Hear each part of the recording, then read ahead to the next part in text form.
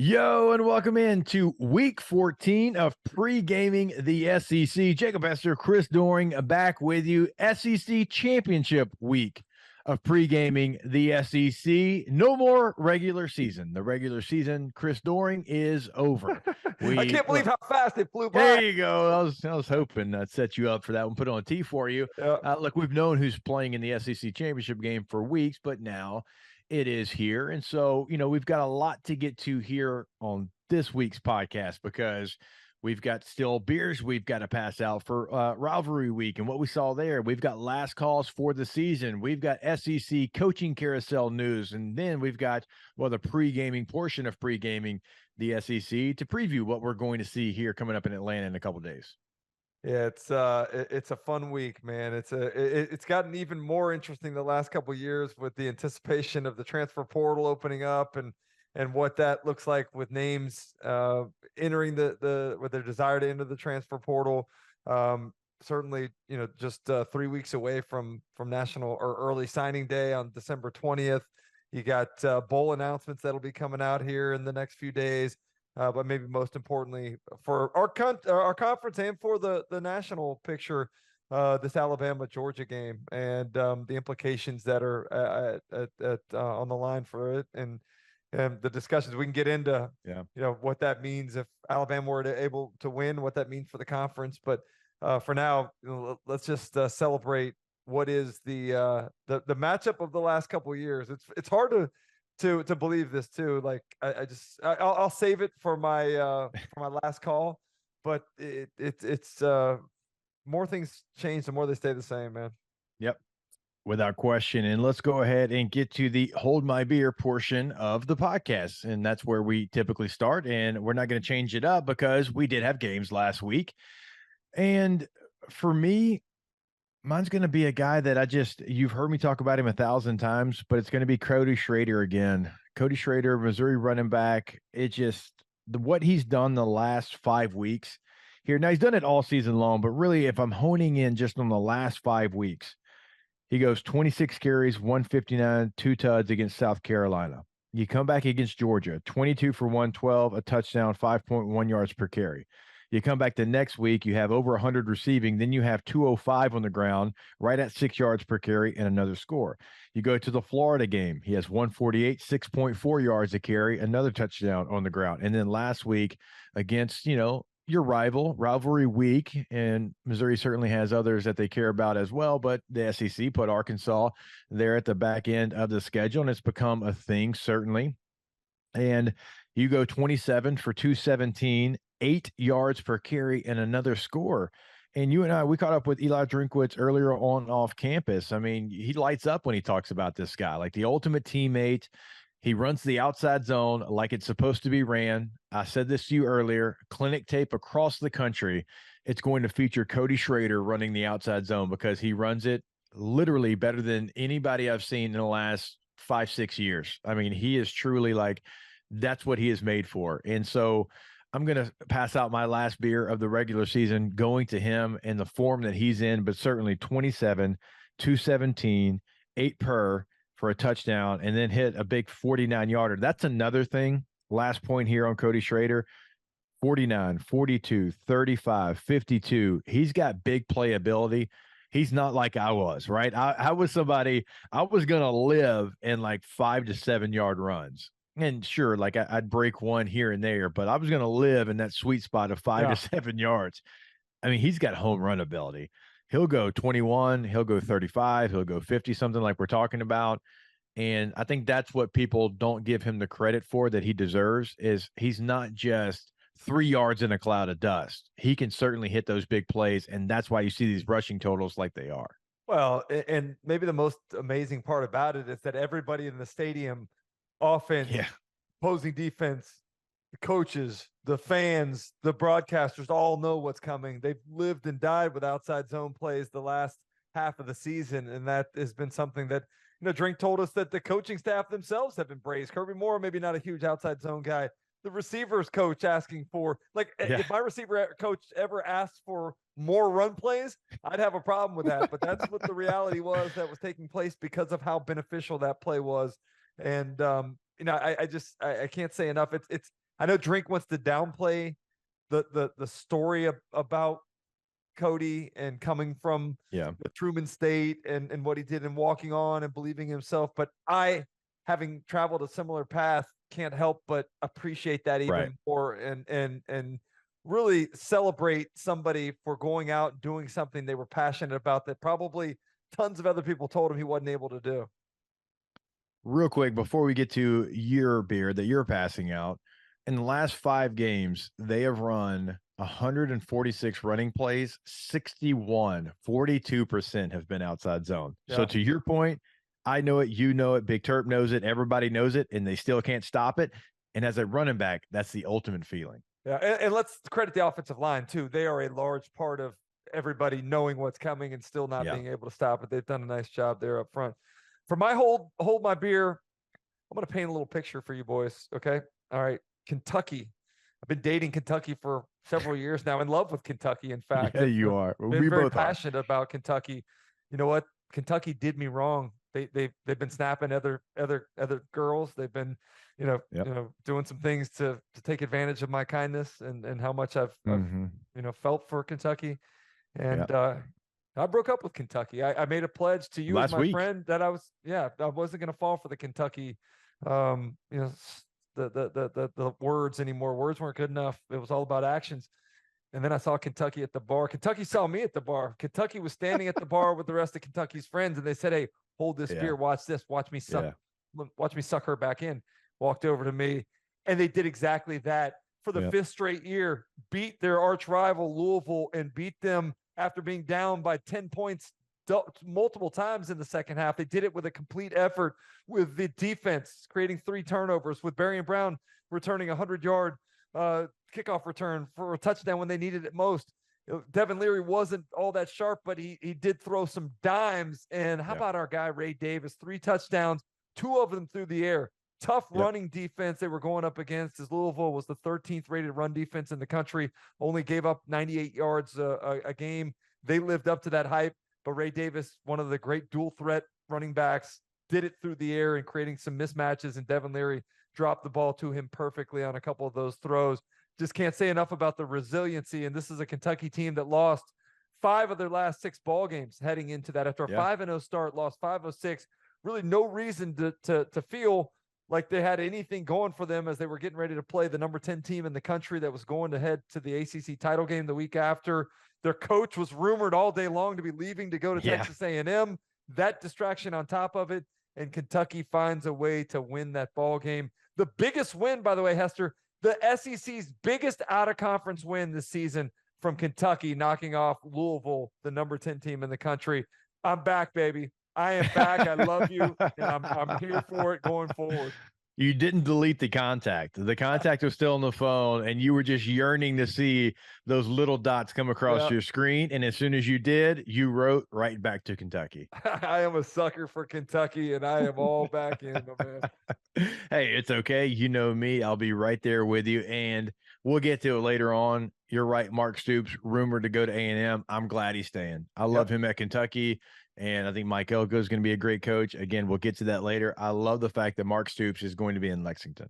I agree with you 100%. And not that I think he would have done tremendously well at Texas A&M. He's got the resources. He's got the facilities. He's got the players there to recruit from. But something about what he's built there in Lexington, and something about the unfinished business that feels like is left to be accomplished. And so I'm excited to see what the next couple years looks like, and the commitment from the boosters to give him what he needs to be able to compete at the highest level in this conference and nationally as well. All right, let's get to our last call portion of the podcast. Now, for me, and you can go any direction, CD, that you want to, I'm going to spend my last call on a regular season in its totality last call, and it's going to be, you probably guessed it, for LSU quarterback Jaden Daniels. The season that he is having right now is truly remarkable, right? 3,812 passing yards, right? He leads the country as far as quarterbacks in rushing yards, over 1,100 yards on the ground, right? Leads the country with 4,900 plus total yards, 40 passing touchdowns, 10 rushing touchdowns, 50 50 total touchdowns. Yards per attempt, 11.7. Every time he drops back and throws the football, it's a first down plus some, 11.7. Yards per attempt rushing leads the country at 8.4, regardless of position. Not leads quarterbacks, leads all rushers with 8.4 yards per carry. Yards per play, 10.71. So every time he takes a snap, it's a first down. 10.71. Truly remarkable number. Passer rating, 208. QBR, 95.6. Plays of 20-plus yards, 90. Next closest, 62. Points responsible for, leads the country in this, 302. I mean, look, I could continue. Passing first downs, 189. Rushing first downs, 52. All this, leader in the clubhouse. Total first downs, 242. All right. So all of that being said, how about this? Jayden Daniels would lead the last 11 Heisman Trophy winning quarterbacks in passer rating, because this would be the all-time record, at 208. Yards per attempt, that 11.7 that I talked about. Adjusted yards per attempt, 13.6. Yards per carry, like I talked about, 8.4. The last 11 Heisman winners. Total yards per play, that 10.7. That would be a leader as well. Yards per game, 412.2. So all of those stats that I threw out there would lead the last 11 Heisman winning quarterbacks. I mean, CD, truly remarkable what he's done now. The offensive line's played great. He's got Malik Neighbors, who is a Biletnikoff finalist. Brian Thomas Jr. was a semifinalist. He has got weapons. Logan Diggs was great. Josh Williams was great. He's got guys, but watching him this year, if he's not the best player in the country, then I don't know who is, right? And he might not win the Heisman. Maybe they give it to the best player on the best team, because that's what, some people interpret that award to be. But he has been remarkable, and we talked about it. If he just had any defense, if they just had a decent defense, I think we're talking about a completely different season for LSU. But Jayden Daniels, he held up his part, because he has been special, and those are generational numbers. When you start talking about best passer rating ever, I mean, that's rarefied air. Yeah, and it's so funny to me, the similarities between that 2019 LSU offense, the quarterback that is changed the game, the way that Burrow and Jayden Daniels have, the receivers, three of them then with Jefferson, Chase, and Marshall, and the three now with Neighbors and Thomas and Lacey. The offensive line this year has done a tremendous job. What was a liability last year was a little bit of not a little bit, was a lot of a strength. I mean, it was really well done by the entire offensive unit. Mike Denbrock deserves a lot of credit too for what he's done to put his fingerprint on this offense and the play calling. But Jayden Daniels, you framed it very well historically against the last 11 Heisman Trophy winners. I don't even know why it's a debate. I've been on this train since back in September. I think he was the best player in the country. When I saw some of the things he was doing early in the year, I've been very vocal about it. I've got some retweets by the LSU Tigers folks on some stuff that I said about him being the most valuable player, the most outstanding player, the best statistical player. And maybe the biggest thing that I look at, you talked about what could have been what could have happened if they had a little bit of defense. What would have had they not had Jayden Daniels? You're talking about a team that wouldn't be eligible right now. So I think that speaks to the type of season that he single-handedly has helped deliver the fans there in Baton Rouge. But I can't wait to watch that Heisman Trophy ceremony coming up in a little over a week, and hopefully look forward to having our second LSU Tiger recipient in the last 4 years. Yeah, and I mean, what it would mean to LSU in recruiting if you can say, hey, 2019, 2023, right, short period of time, we've got two Heisman Trophy winning quarterbacks. Look, LSU was a graveyard for quarterbacks for about a decade there. They were playing great defense and didn't have great quarterback play. And to be able to have that in recruiting, like through the portal, because both those guys came through the portal. They're both transfers too. Like it's an added benefit in today's college football. So yeah, I mean, it would do a lot for that program. And in a season, you don't want to say, I mean, highly disappointing. They were 9-3, but they had, 10-2, 11-1 aspirations to get back to Atlanta. That would save some of the disappointment of being 9-3. Yeah. You make a great point too with the both of those LSU quarterbacks that have won the Heisman being portal guys. that's going to become the norm. I think what you saw last year or 2 years ago with Bryce Young winning the Heisman Trophy, like that's going to be the exception to the rule. I mean, there's only one quarterback that gets a chance to usually be the starting quarterback, and guys are so ready to transfer and take their opportunities elsewhere that I think we're going to continue to, we're talking about 2 Heisman Trophy favorites or 3 Heisman Trophy favorites that are all portal guys this year, in addition to Jaden Daniels, Bo Nix, and Michael Penix Jr. also taking the portal route. So I do think it's something that's going to continue a trend that has started here in the last few years. Let me give you my last call, and my last call goes to what was a fantastic season of college football, an amazing season here in the SEC. Wasn't necessarily great for my alma mater. Wasn't great outside of the Heisman Trophy type season that Jaden Daniels is having at your alma mater. But man, to see Ole Miss win 10 games the way that they did, only to lose to Alabama and Georgia, the teams playing in the SEC Championship game this weekend, to see Missouri do what they did, getting to the 10-win mark, to see just how competitive the league was from top to bottom, see how competitive the college football landscape is. Like, it has been a tremendous year, and I cannot wait for what's going to be to come here in 2024 with a 12-game playoff or 12-team playoff that's going to be implemented next year. But as much as we talk about all of these different changes and the competitiveness and the storylines, it still comes down to 2 teams, Alabama and Georgia. And as I said before, the more things change, the more things say the same. And in this instance, we get 2 teams that have both gone 8-0 in conference play this year. It hasn't been often in the history of the Southeastern Conference Championship game where we've gotten 2 undefeated teams within the SEC, but that's exactly what we get here. They were tried multiple times, Alabama more so than Georgia was this year, but these 2 teams meet up again in what has been a series of epic matchups in Atlanta, Georgia, that have largely, gone the way of the Alabama Crimson Tide. And we'll talk about it as we preview the game, but Nick Saban, Alabama, very comfortable playing in Mercedes-Benz Stadium. Yeah, without question. And I like what you said there about a couple of programs now. Can Ole Miss build on that? Because last year it looked like they were going to build off that 10-win season, and then they faltered after a 7-0 start, right? And you end up losing 5 games with a bowl loss there. And like, for them, the challenge is, man, because it looked different even within this year. Can they put another one of those years together? And then same thing for Mizzou. And you and I have talked about it.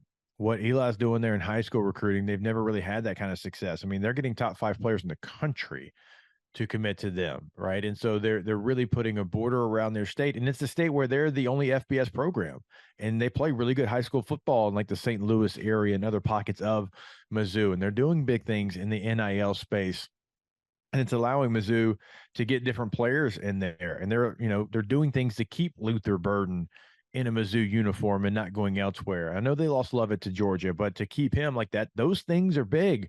And so can Missouri build on what they did this year? Because I think they can. I think this is a program that is really getting some momentum that they've never really had before. They're probably going to play in a New Year's Six bowl game, right? No matter what happens Saturday in Atlanta, like, Missouri is going to have a great chance to play in one of those bowl games. They're firmly in the top 10 right now, right? They've got, the lead on Ole Miss, who's at number 11. So that helps, man. That helps your program. That helps.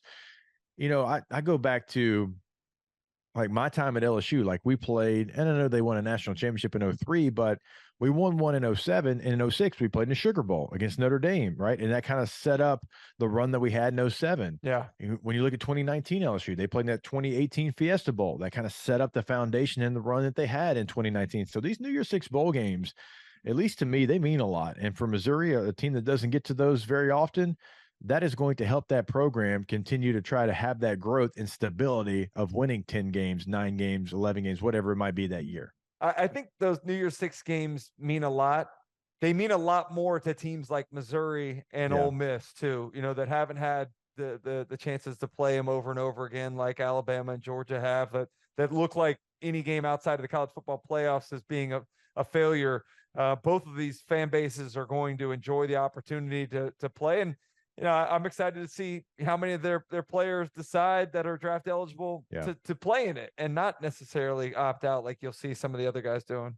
I would assume a lot of Missouri Tigers will be available for that game. That's That's me guessing, but that is just my guess, is the fact that what you just said, it's going to mean so much to those players that they are, they're going to put it on the line for Yep. Missouri one last time. I'd be shocked if they didn't. All right, before we get to some SEC coaching carousel news, I want to remind you about our friends over at Richards Honda. Go to richardshonda.com today. And like we tell you every single week, well, they've got something for everyone over at Richards Honda. Odyssey minivan. If you're looking for the Ridgeline truck, the CRV hybrid, the Accord hybrid, the Pilot, the HRV, they have got something for everybody over at Richards Honda. You can find that today, richardshonda.com. As always, Richards Honda, home of the warm and fuzzy feeling. All right, CD, let's get into the SEC coaching carousel, because last time we did the podcast, well, we knew A&M was looking for a coach. We knew Mississippi State was looking for a coach, and we threw out a couple of different names, but we weren't sure who that coach was going to be. Now, for me, it's pretty quick with Texas A&M. Now, the Mark Stoops stuff did happen on Saturday. It looked like he was going to become the coach, and then he wasn't. But all along, like if we went back and listened to our podcast, we talked about Mike Elko. It made all the sense in the world. Mike Elko had done a great job at Duke. He had been the defensive coordinator there. Every year he was the defensive coordinator in College Station. They had a defense that was 35th, I believe was the worst they were. So 35th or better in total defense. A&M's a unique place. Let's call it like it's unique. It's got some uniqueness to it. It's got a culture that is its own. Well, he knows that because he's been there.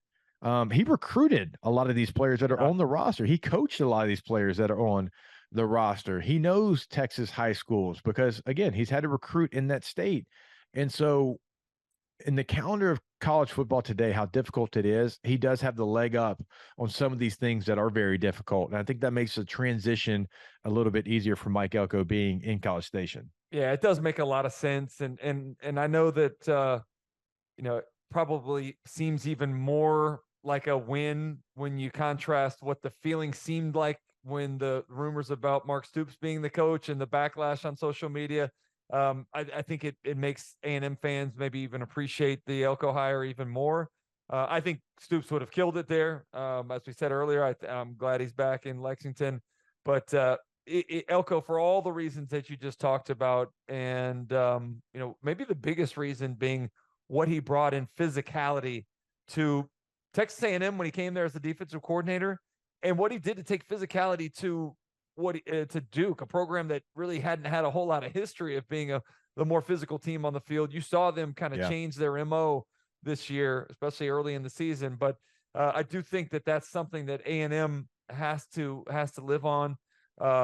They are a program that really appreciates their defenses over the years, and so I think, as opposed to like if Florida would have hired had a coaching vacancy and hires a defensive minded head coach, it doesn't necessarily go along with what the fan base has come to enjoy with the offenses of Coach Spurrier and Urban Meyer and what they expect. But Dan I think Mullen. Dan Mullen as well. But the defensive perspective of their fan base, and it is, like you said, it's a different place, but they love their defenses, and I think this is a perfect fit for them. And I'm excited to see how that program can maybe flourish under some new guidance. Yeah, and some portal news. Duke quarterback Riley Leonard, right before we hopped on the show, put himself into the transfer portal. Now, he's not committed to A&M or anything, but Max Johnson, A&M quarterback, has committed somewhere else, to North Carolina. Wegman still has years of eligibility, obviously, and he played well at times. Henderson has a backup feel to him. I think he certainly had some moments the last couple of games, but that's a guy that's going to be a backup quarterback for you. And so if they get Riley Leonard, I mean, that changes the game for me. I mean, I think that much of Riley Leonard and what he's able to do. So that's something certainly CD to pay attention to. Yeah, I'm excited to see where he lands. I mentioned this on off campus earlier, but like the coaching carousel certainly is something that is very very well watched and something that creates a lot of drama. But I think the quarterback situation is going to be even more fun to watch, and how these guys find new landing places and opportunities elsewhere. All right, let's go down to Starkville. Let's go down to Mississippi State. Jeff Lebby is hired as the new head coach, and I think he's a really good football coach. Like I do what he did at UCF, what he did at Ole Miss, what he's done at Oklahoma. I think that he has something that is unique enough to be the difference maker for Mississippi State.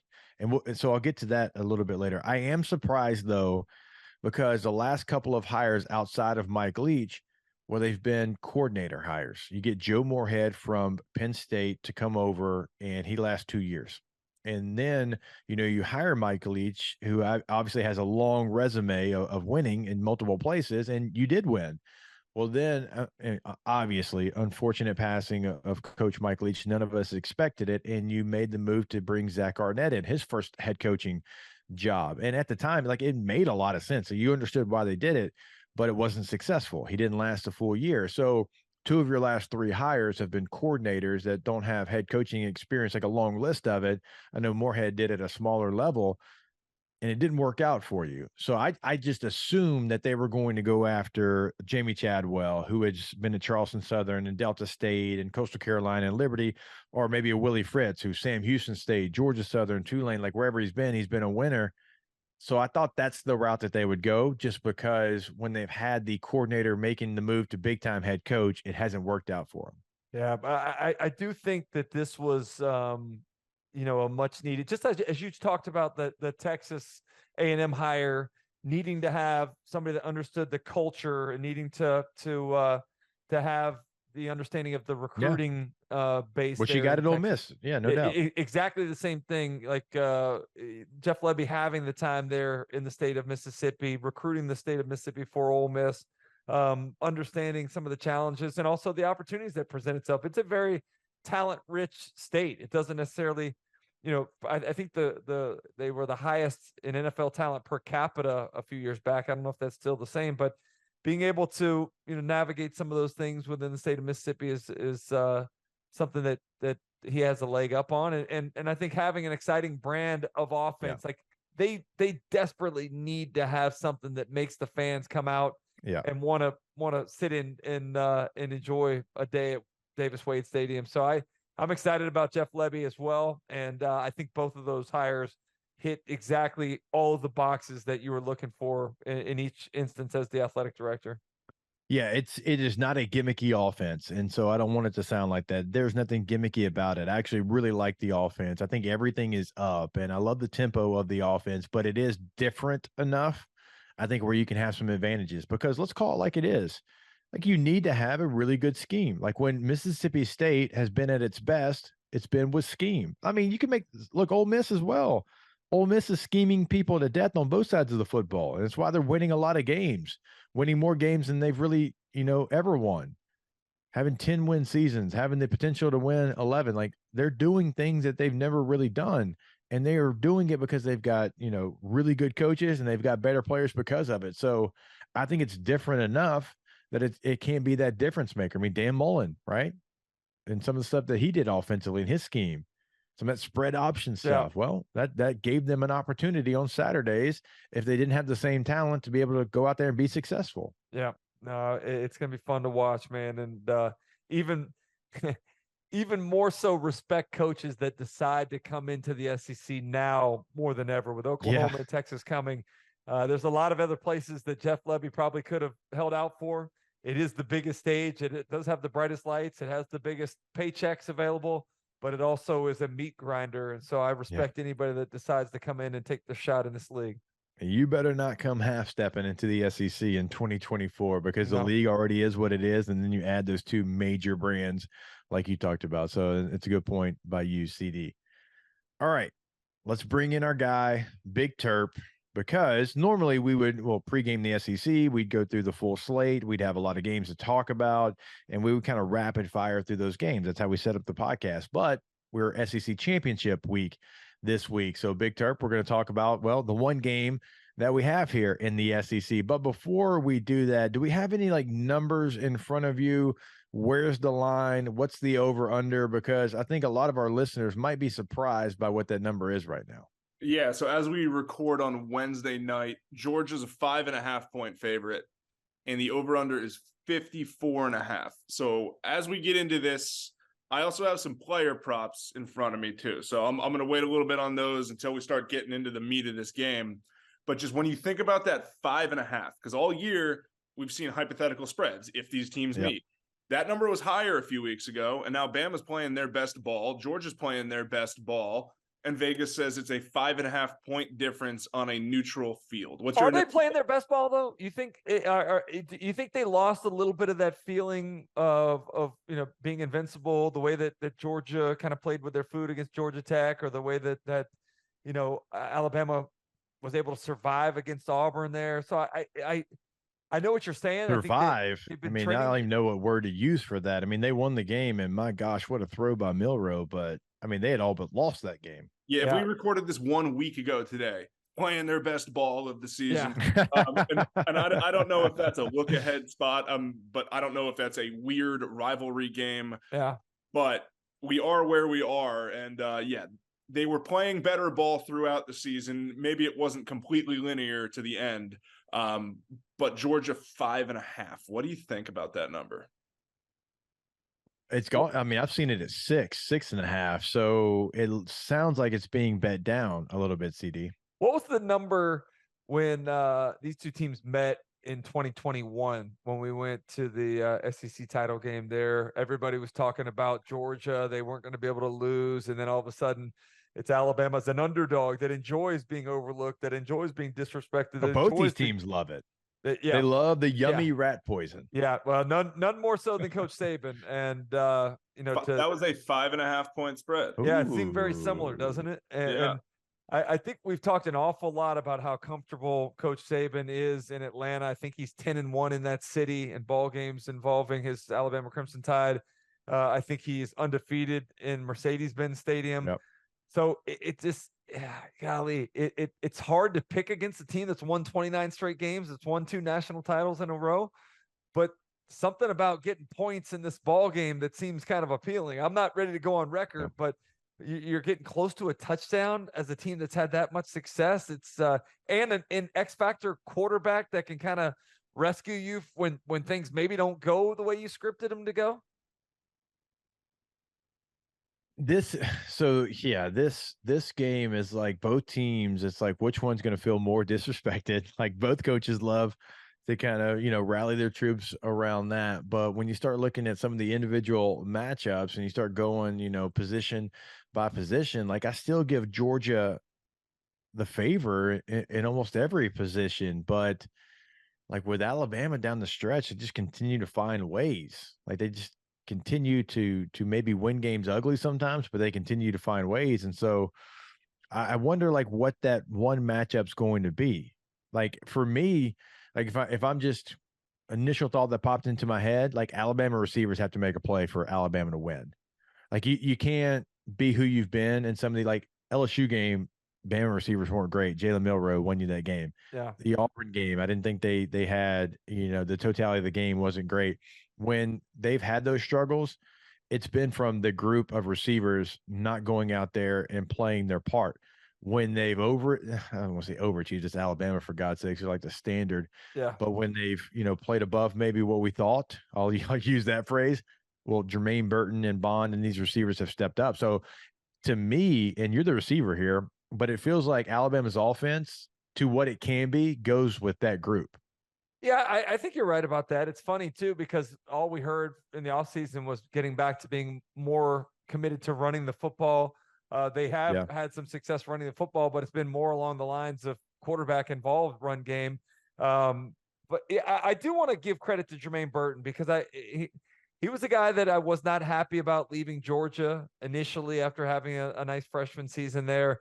Hadn't lived up to the hype for much of his time in Tuscaloosa the first year and a half, but then something seemed to click, and he's been becoming more of a number one and more of a reliable number one, and less of a talker to the fans and to everything else. That's just like the focus level seems to have grown for him, and so I do like how he's improved his route running, his consistency catching the ball, and Isaiah Bond can't take away the fact that he caught that touchdown to win it.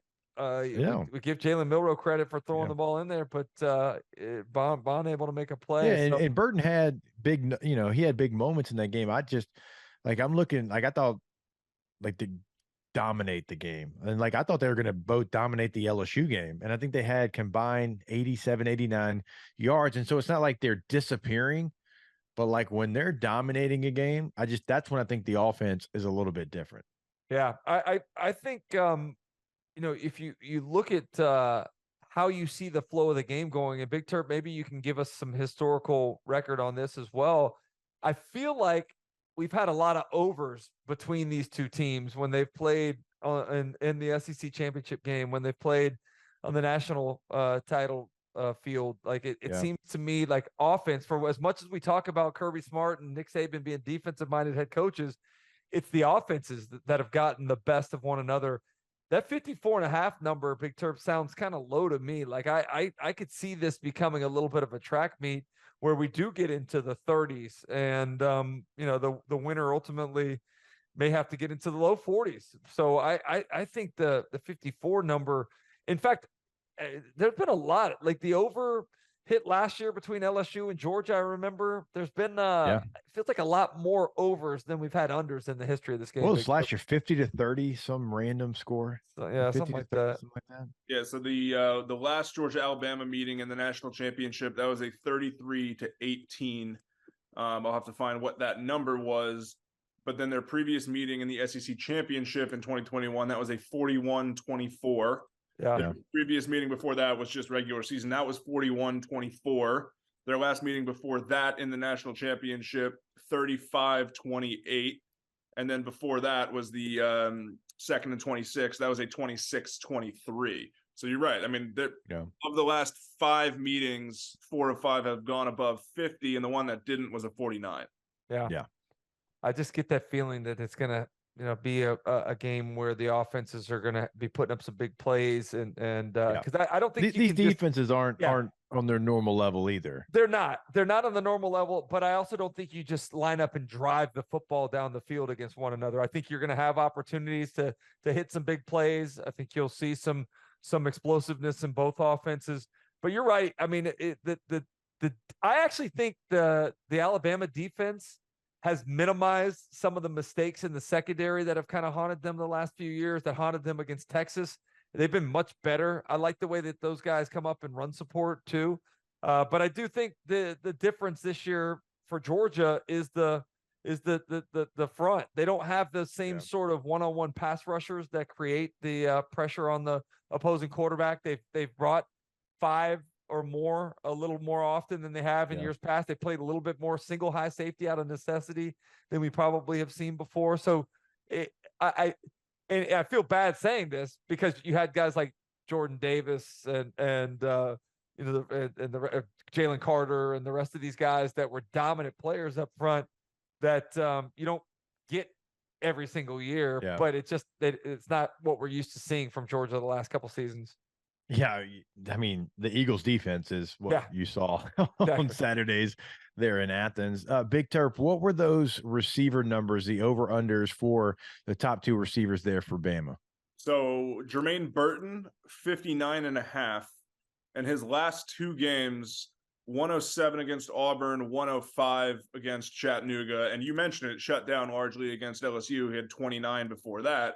So he's been over 100 3 times this year, and 2 of those were his last 2 games. So he's 59.5. Was the other one he went over, was that against Texas A&M? He had a big one. 197. He went off that day. 2 scores against A&M. But think about the biggest ball games they've played this year. He's shown up. I mean, what Auburn had the 107 there. And then you Ole Miss, he had 2 for 62, but he had that 54-yard catch too. Yeah.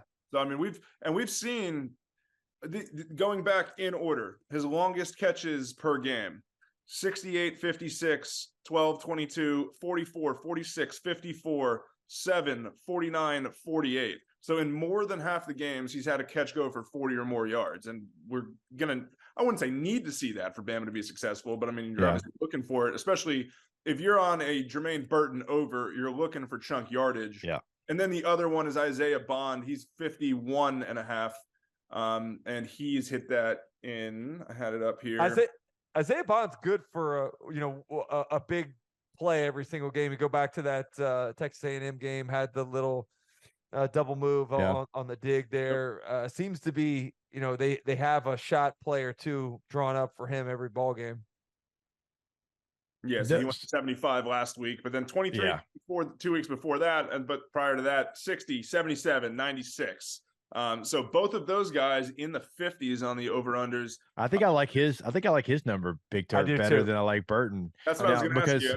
It's like a crapshoot. My mind for me just thinks that Kirby knows Jermaine Burton so well, and he's going to know what coverage he struggles with. He's going to know how to get under his skin. And Jermaine Burton has shown he's a hothead. He's done better, but he has shown that he will talk back to you. And I think that they're going to play the mind game with Jermaine Burton. Now he's going to be motivated because of that. He wants to do well against his former teammates, but I think Bond is the play here. If I'm going one of those receivers to hit the over, I think I'm going Bond. I like that. What do you guys think a Brock Bowers over under would be? 65 yards. I was going to say 68. Wow. Yeah. 56.5. Oh, hit it. Dominic over 52.5. Go over. What have his numbers been like in the SEC? Bowers or Lovett? Bowers. Are you saying against Bama or recently? No, recent against game Bama. log. No, against Bama. What's the recent game log? Because he's kind of been in and out too. Yeah. Give us both of those, Big Turp. Recent game log. He had 60 yards against Tennessee, and he had 34 against Ole Miss. So those are the two since returning. He's going about 47 a game since returning. He had 4 for 22 against Vandy, but that's the one he got hurt in. But before Vandy, he went 7 for 132 against Kentucky, 8 for 157 against Auburn, 9 for 121 against UAB, 7 for 54 against South Carolina. And then he had that 1 for 3 against Ball State in week 2, but he came out 5 for 78. So before injury, he was over 54 yards in 5 of 6. He's going to go over again in Atlanta. Yeah, I like it. Yeah, especially. Did you just play that? Was that what you were just doing? No, I was looking something up, but the I do like. I feel it feels like this is a game that your best players have to have their best performances, and getting a chance to rest that ankle last week. Maybe he came back a little prematurely from the ankle procedure that he had, but I do think that that's one that I like an awful lot. You know what? I don't even know what it is, but I like it on the offensive side. Alabama, Jalen Milroe's rushing. I was just going to ask you, what do you think that number is? I think that number is probably 73.5 yards. Stop the podcast. Run to your sports book, CD. What is it? 39.5. Wow. Oh, man. Well, I mean, that's the thing is about half what you thought it was. His game log, his last 4 games, he's had 18 for 107, and that was against Auburn. And then 4 weeks ago, he had 20 for 155 against LSU. But in the 2 weeks in between, he had 11 for 35 combined. So he's either getting 18 or 20, or he's getting like 4 or 5. Yeah, but in those 2 games, they needed him to do what? Be that guy. Yeah. And they need him to be that guy again in this game. I'm going way over. Bond over, Bowers over, Milroe over. Yeah, nobody wants to live their life betting the unders. Yeah, nobody wants it. That and the do not pass line. You're a negative person. Yeah, but I do think since we only have one SEC game, obviously when we put our best bets out, they've got to be they got to be the props, right? Yeah, they got to be the props. I love those 3 without fail. Yeah, never ever do we forget to put those out there. We would not do that. This is a podcast that has been longstanding. We're in year number 3 of the podcast. We've definitely figured out the format and what we want to do by now. Yeah, right. The fun part about that is, as we address the joke here that's behind the scenes, we did not put our best bets out last week, and none of us even thought or remembered to remind each other that we needed to put our best bets out. 3 brains put together, and none of us. The tryptophan, it was a much bigger hangover from the tryptophan than most people expected. Yeah, it's okay. Hey, we're gonna have them out this week. Friday, maybe even Friday. Maybe. Hey, I feel good actually about Friday. We'll be you and I, CD, will be together in Atlanta Friday night, and we'll remind each other to send them to Big Turp. Golly, I'm so sick. Big Turp's not going to be there with us, man. Sad. I know. It's a sad state of I affairs. mean, he's the producer of the SEC. What are we doing here? You're going to miss one of the epic Friday nights in the history of Friday nights, by the way. That makes me feel way better because I was hoping that would be the case. You know what you're going to get, though? 2 a.m. FaceTimes. There's no one loves a 2 a.m. FaceTime like Chris Doering, and I love that about you, sir. And by the way, if you don't answer one of Chris Doering's 2 a.m. FaceTimes, you're not a foxhole guy. You're That's not. true. You're out. You're out of the foxhole. Both of these guys take the under on Jalen Milrow's rushing yards if you're not answering a FaceTime. That's right. Yeah, both of these guys on the podcast answer. They are dedicated answerers of 2 a.m. FaceTime. So I appreciate that. You got to look. You got to see what CD's getting into. Sometimes I'm with you when you're doing the FaceTime. That's true. I can certainly appreciate it. All right, CD, Big Terp. Want to get both of y'all's thoughts on the game. Kind of some final thoughts. Maybe how you see it playing out, where you like, and I'm not talking about, best bets and spreads and stuff, but just who you think wins the game and kind of the flow of the game, CD. Yeah, I haven't really gone on record yet. I lean towards Georgia, but everything we talked about before with Alabama kind of relishing the underdog situation that they find themselves in, the fact that Jalen Milrow is going to be the best player on the field for both teams when he steps on the Mercedes-Benz Stadium field. Something about he can be, but if Brock Bowers is fully healthy, that changes the narrative. And I don't know that Brock Bowers is better than Jalen Milrow. If he's fully healthy, Brock Bowers is one of the 5 best players in college football. Oh, I love you, but he's not the quarterback position. So I do understand that he's not touching it every single time. But man, when he's healthy, he's hard. He's very, very difficult not to put up there. No question. Not taking anything away from that. But in terms of being able to take over a ball game, Jalen Milrow has that ability to do it. Yeah. I mean, he's done it in their biggest moments. Yeah, in the way that they utilized him. What was that? Was it 2 or 3 game stretch that he ran for 3 and threw for 3? I think it was 2 games because he didn't end up doing it the third, which would have broken the record. But they have the offense runs through that dude, and he can get you the short yardage gains you need. He can bust off the big runs in the quarterback call. You can run the ball and the scramble when things break down. I do like this though.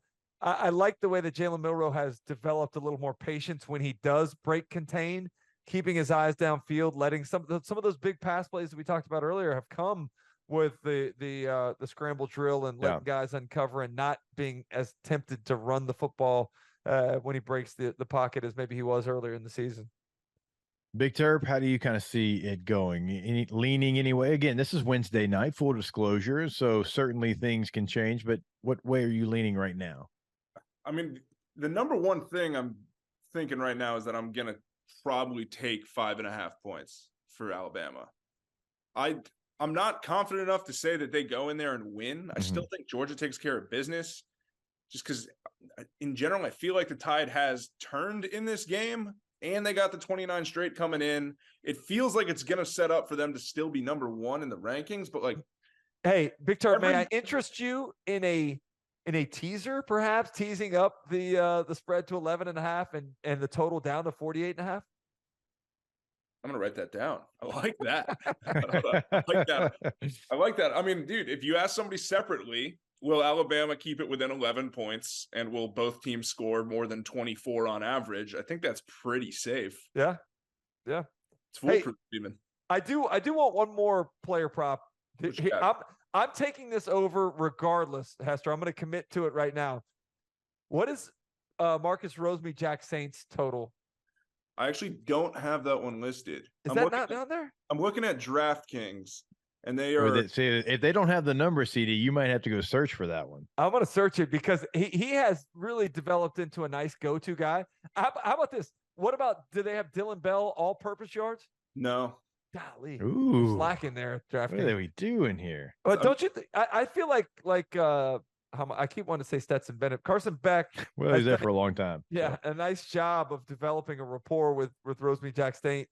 One of the things I think that is going to cause Alabama some issues, and I know we've mentioned it before, but Mike Bobo's done a nice job with them running plays out of compressed sets. and what that does to create issues. It forces you to simplify what you're doing in terms of coverages. It gives you hard times in some of the crossing routes that Georgia likes to run.